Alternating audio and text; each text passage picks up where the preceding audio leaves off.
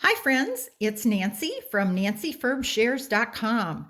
Today I have another showcase for you, but I have a twist. I am using the Art Gallery stamp set, and these are the dies that coordinate with it. The Art Gallery stamp set is 15 images. They're photopolymer because it's a two-step stamp set, and I'll be using the big flower and the center and the leaf with 2 sentiments. These are the dies. I'm not using the dies today, but I wanted you to see them just so you know that they are bundled together if you want to get your dies at the same time. Just wanted to say is the words here, and then you can have happy birthday, good luck, congratulations, miss you, sorry, thank you, da-da-da. Wonderful little set. Alrighty, I started out with the Stamparatus and I made about a dozen images of this flower, and then I challenged myself to see how I could put them together in different ways. So I have 9 finished cards here, all with the same image, but they all look very different. So this is my first card. It's on vanilla. This is just your basic flower. I splattered all of my images, and they all have the same sentiment. But this first one is just a real basic card, and none of these are difficult.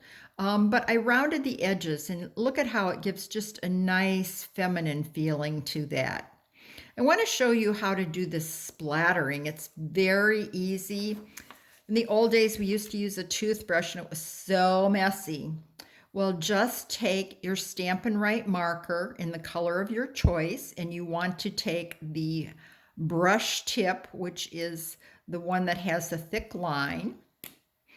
And you must have a juicy marker. If you have an old dried out one, it won't work. You're going to take the tip of the marker and put it right on the edge of the lid, and you're going to pull down and see the nice splatter effect you get. I hope that's picking up on the camera. Just pull down hard and kind of give a snap, and there you have a nice splatter effect. There's no right or wrong way to do the splatter, and every one will be different. So I splattered all these cards because they were fairly simple and I wanted just another layer of interest. This card was mounted on Mossy Meadow, the same color as the leaves, and I picked a point on my grid paper and started to cut in. When I came to the image, I went around the image and let it hang over onto this nice texture. The pink is embossed with the Tasteful Textile 3D embossing folder, and I really love that. It just adds a lot of interest. This lovely gold ribbon is in the suite, and some gold embellishments. So this is nothing difficult about this, but this is a variation.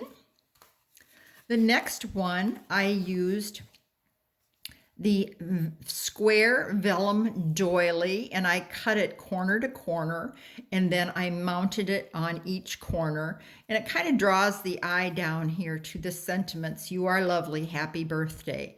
And then I added some of the self-adhesive sequins. They're really nice and flat for mailing.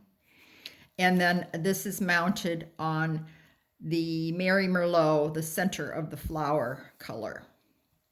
So another variation, not difficult. This one I did a lot of sponging to really soften it. And you can see the textile image there. You stamp first and then you emboss.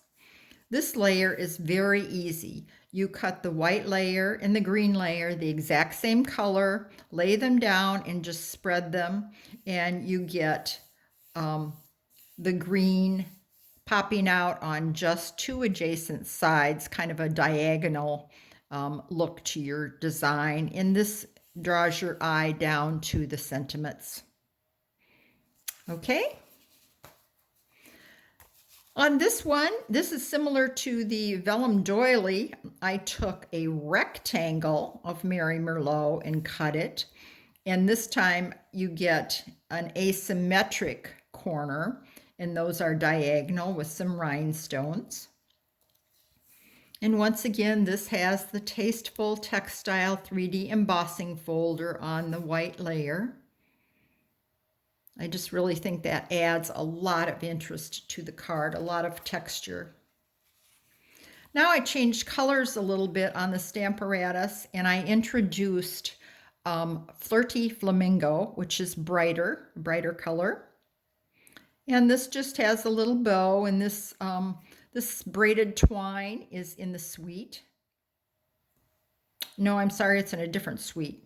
I frayed the ends.